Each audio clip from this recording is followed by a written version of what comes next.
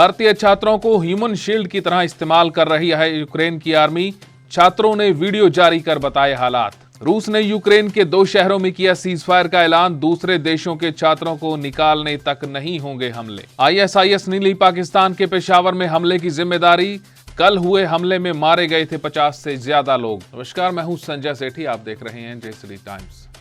Ukraine पर रूस के आरोप अब कुछ हद तक सही साबित होते नजर आ रहे हैं। हाल ही में कुछ भारतीय छात्रों ने वीडियो जारी कर बताया है कि रूसी हमले से बचने के लिए यूक्रेन आर्मी ने खार्किव शहर में 1300 इंडियन स्टूडेंट्स को ढाल बना लिया है। इनमें से 350 से ज्यादा लड़कियां भी हैं। यूक्रेनी सेना सभी स्टूडेंट्स को एक स्कूल में बंधक बनाकर रख रही है। यूक्रेन और रूस के बीच 10वें दिन भी जंग जारी है। मीडिया रिपोर्ट्स के मुताबिक रूस ने 2 शहरों में सीजफायर का ऐलान किया है। यूक्रेन में फंसे लोगों को बाहर निकालने के लिए सीजफायर का ऐलान हुआ है, यानी जब तक यहां फंसे हुए लोगों को निकाला नहीं जाता तब तक हमले नहीं किए जाएंगे। यूक्रेन से जंग के बीच रूस ने फेसबुक और ट्विटर पर बैन लगा दिया है।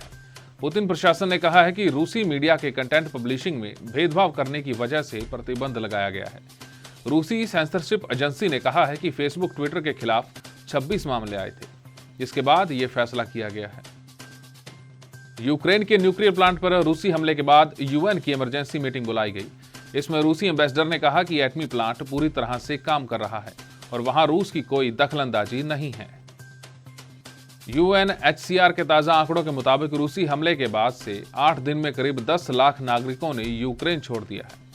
पिछले 100 साल में कभी भी इतनी तेज गति से पलायन नहीं हुआ है। पलायन करने वाले लोगों का आंकड़ा यूक्रेन की आबादी के 2% से भी ज्यादा है। मेरठ में सुबह पैसेंजर ट्रेन कोच में आग लग गई। यह हादसा मेरठ शहर से 18 किलोमीटर दूर दोराला स्टेशन पर हुआ। बताया जा रहा है कि सहारनपुर से दिल्ली की तरफ जा रही ट्रेन मेरठ के दोराला स्टेशन पर खड़ी थी।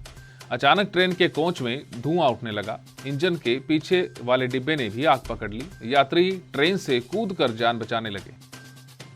इस्लामिक स्टेट यानी कि आईएसआईएस ने पाकिस्तान के पेशावर शहर की एक मस्जिद में हुए धमाके की जिम्मेदारी ली है। इस धमाके में 50 से ज्यादा लोगों की जान चली गई थी और 200 से ज्यादा घायल हो गए थे। यूएन महासचिव एंटोनियो गुटरेज ने भी इस विस्फोट की निंदा की है। यूक्रेन में युद्ध और चीन में कोरोना के कारण यात्राओं पर लगी पाबंदी को देखते हुए नेशनल मेडिकल कमीशन ने विदेश से एमबीबीएस करने वाले स्टूडेंट्स को बड़ी राहत दी है। अब छात्रों को विदेश से एमबीबीएस करने के बाद देश में इंटर्नशिप के लिए फीस नहीं देनी होगी। इन्हें इंडियन मेडिकल ग्रेजुएट्स के समान ही स्टाइपेंड भी मिलेगा। फाइनेंशियल एक्शन टास्क फोर्स यानी कि एफएटीएफ ने पाकिस्तान को एक बार फिर अपनी निगरानी सूची यानी कि ग्रे लिस्ट में डाल दिया है। पाकिस्तान से कहा है कि वो मनी लॉन्ड्रिंग की जांच और मुकदमों पर अभी और काम करे। एफएटीएफ की 4 दिन चली बैठक के बाद यह फैसला किया गया। बात आज के इतिहास की। आधुनिक भारत के इतिहास में 5 मार्च 1931 का दिन बहुत खास है। महात्मा गांधी तत्कालीन वायसराय लॉर्ड इरविन के बीच ऐतिहासिक समझौता हुआ था। पहली बार अंग्रेजों के सामने भारतीयों के साथ एक समान स्तर पर समझौता किया गया। पर इतिहासकार ये भी बताते हैं कि गांधी जी चाहते तो भगत सिंह की फांसी रोकने के लिए वायसराय पर दबाव बना सकते थे, पर उन्होंने ऐसा नहीं किया। नमक आंदोलन के बाद हुए समझौते में सभी राजनीतिक बंदियों को रिहा करने पर सहमति बनी थी। उस वक्त पूरा देश 23 साल के भगत सिंह की चर्चा कर रहा था, जिन्हें अक्टूबर 1930 में फांसी की सजा सुनाई गई थी। गांधी जी पर कांग्रेस के साथ साथ देश का भी दबाव था कि वो भगत सिंह की फांसी को रुकवाएं, पर गांधी इरविन समझौते में इसका जिक्र तक नहीं था। हमारी इस खास पेशकश में फिलहाल इतना ही। देश और दुनिया की तमाम खबरों के लिए आप देखते रहिए जय श्री टाइम्स।